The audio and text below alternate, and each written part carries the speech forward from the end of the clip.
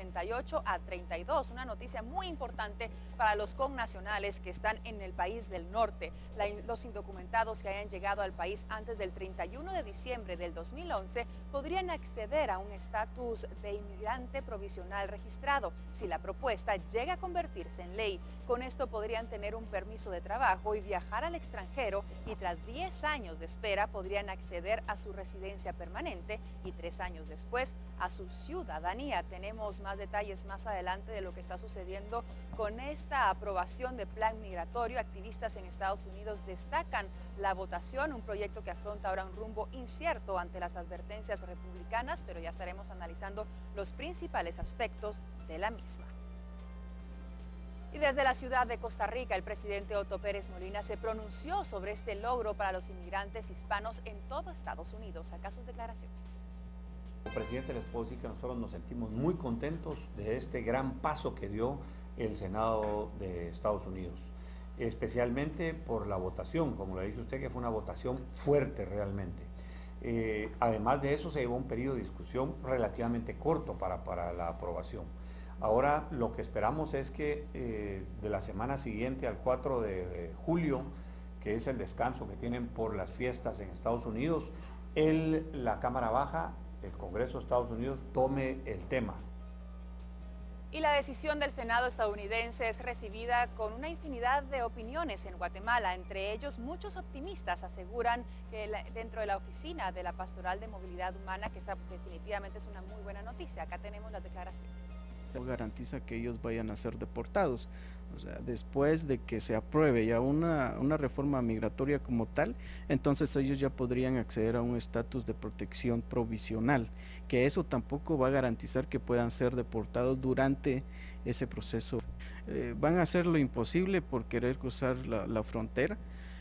Prácticamente también el coyotismo se va a aumentar, van a aumentar los costos o los precios a raíz de este blindaje en las fronteras. Los riesgos o las rutas alternas que podrían tomar en el desierto o en lugares inhóspitos, el frío, el calor, donde la muerte va a ser segura. Han estafado, han engañado, diciéndoles que van a incluir en el listado a sus familiares, o los pueden incluir en un listado donde pueden ser beneficiados con esta reforma, cosa que ya está sucediendo en Guatemala.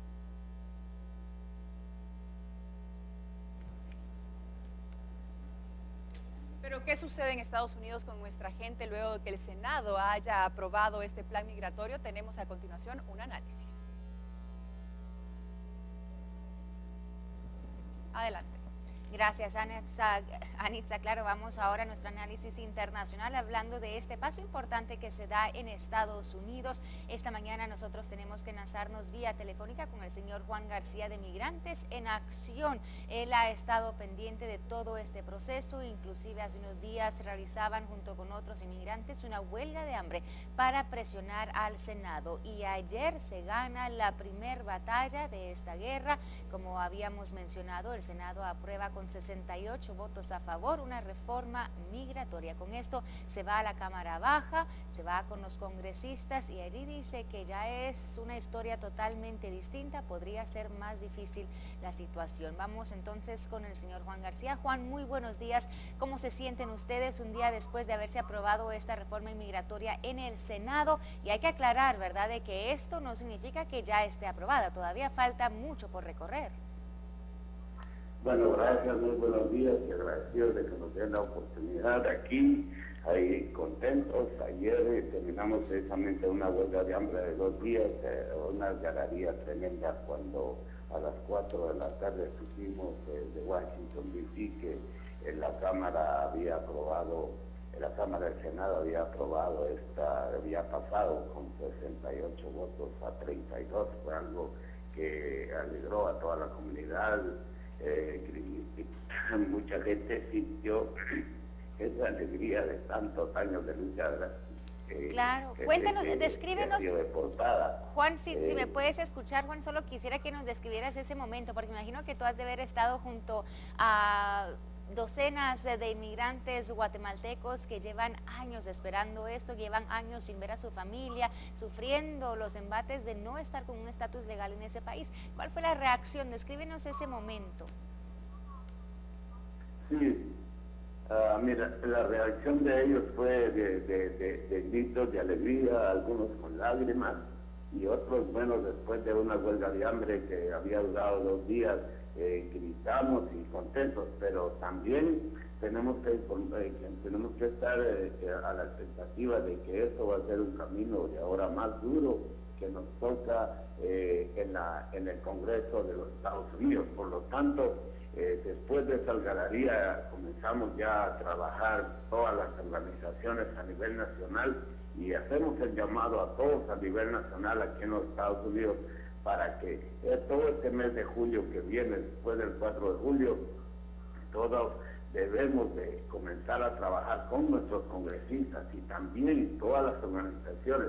Debemos de estar conscientes que vamos a ir a Washington, D.C. a hablar y tenemos que hacer entrevistas y reuniones especialmente con los republicanos más conservadores del Tea Party. Tenemos que hacerlo y comenzar esta batalla, aunque nosotros tenemos toda la fe, porque la presidenta puso el Senado de 68 puntos a 32, es fuerte que le puso al Congreso, y también debemos ir a educarlos el tema, el beneficio que va a tener para este país sobre la parte política, social y económica y de seguridad, que es una parte muy importante que hay que trabajar con ellos, la seguridad interior en el país al pasar una reforma migratoria, que eso es lo que más, y económica, que es lo que más a ellos los tiene entre la espada y la pared, y lógica la parte política, ya que el haber reelegido al presidente Obama los tiene nerviosos, porque sabemos que si ellos se ponen en contra de esto, la comunidad los va a volver a castigar en las próximas elecciones. Y también una de las cosas bien importantes es decirle a la comunidad que esto todavía no está aprobado. Claro.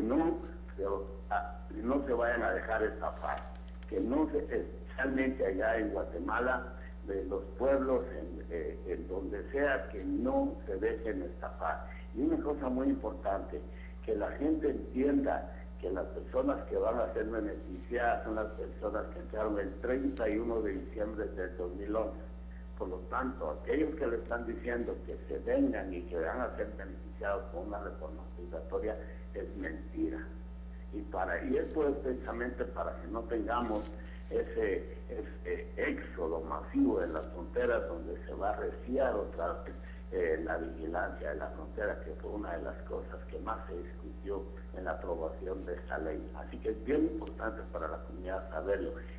Y una de las cosas bien importantes que tiene esta ley es que la lucha se hizo, se negoció con la seguridad de la frontera, la comunidad, la gente que se va a beneficiar con su permiso de trabajo, va a poder entrar y regresar a los Estados Unidos a ver a sus familiares, van a recibir su seguro social para que puedan manejar y entrar a salir del país, que es una de las cosas más importantes. Y también que van a tener el camino a la ciudadanía después de pasar un proceso de verificación de antecedentes y de haber pasado una multa.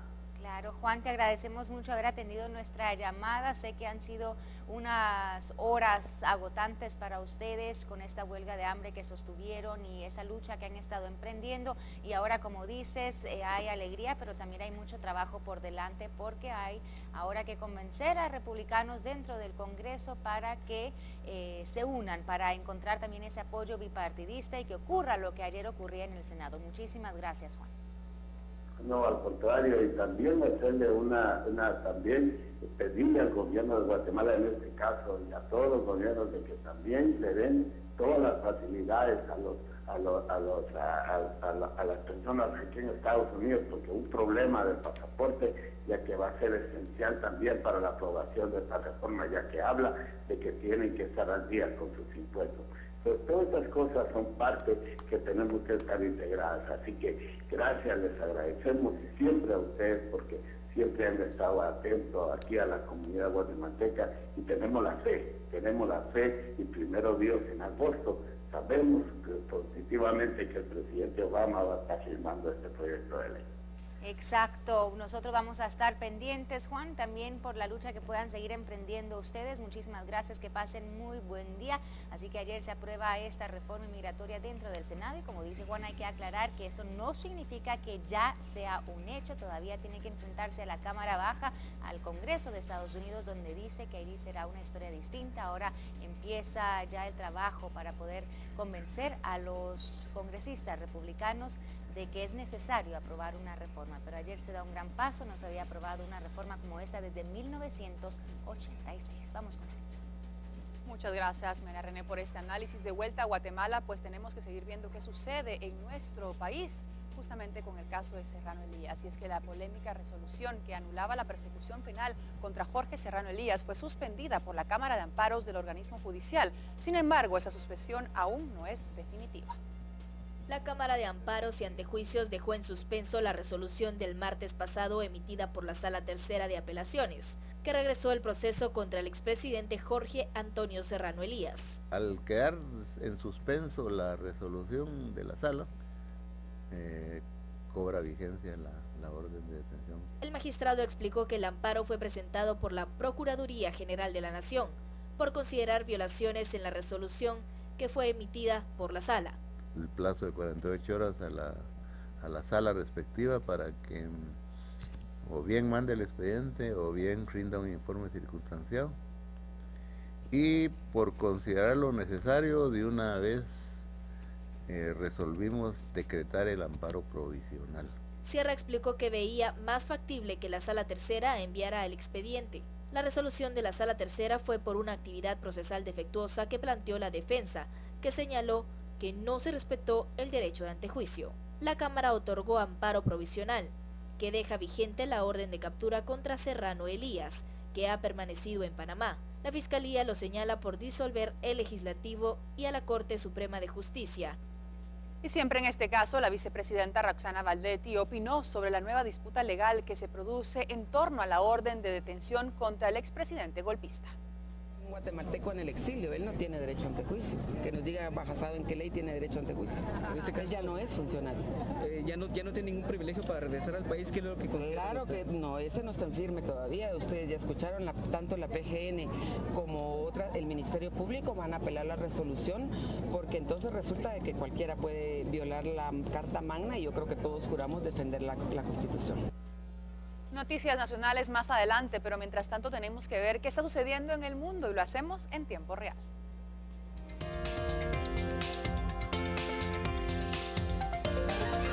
Y nos vamos al Vaticano.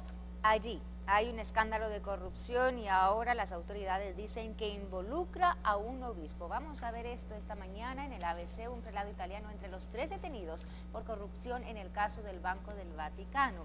Un alto prelado italiano, un agente de los servicios secretos de Italia y un intermediario financiero fueron detenidos y acusados de fraude y corrupción en la investigación sobre las presuntas irregularidades en la gestión del llamado Banco del Vaticano, el Instituto para las Obras de Religión. Los medios italianos informaron este viernes de que el alto prelado detenido es Nunzio Scarano, responsable del servicio de contabilidad de la Administración del Patrimonio de la Sede Apostólica, el ente que gestiona el inmenso capital inmobiliario del Vaticano. En un primer momento se había comunicado que se trataba del obispo Salerno, pero el arrestado es un prelado que pertenece a esta arquidiócesis. Scarano ya había sido suspendido por el Vaticano de todos sus cargos después de que se supiera que la Fiscalía de Salerno le investigaba por blanqueo de dinero por un caso de cheques justificados como donaciones de origen poco claro, por un total de 580.000 euros. Los otros 2 detenidos son Giovanni Maria Cito, exagente de los servicios secretos italianos, ya que había sido destituido hace algunos meses de su cargo, y Giovanni Carinzo, un intermediario financiero. Según los medios italianos, las pesquisas que se han llevado al arresto se concentraban en la entrada ilegal en Italia de 20 millones de euros desde Suecia. Así es que Suiza, desde este momento, entonces la corrupción vuelve a ser noticia en el Vaticano porque es detenido un prelado italiano entre los 3 acusados por corrupción en el Vaticano. El Papa Francisco también recientemente ha anunciado su intención de investigar el Banco Vaticano y vamos a ver hasta dónde llegan estas investigaciones y qué más van a arrojar en los siguientes días. Con esto damos paso a Alejandro para más información del mundo.